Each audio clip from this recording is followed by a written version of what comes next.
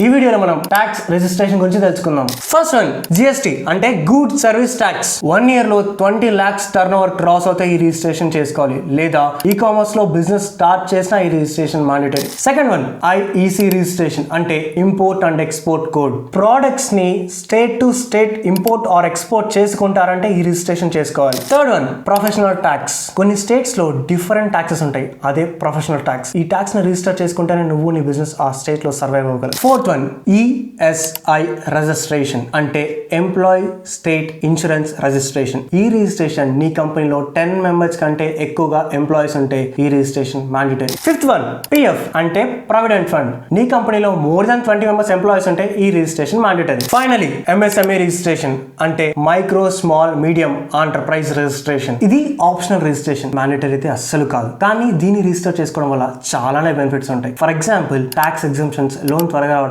అబ్బో ఇలా చాలానే ఉంటాయి.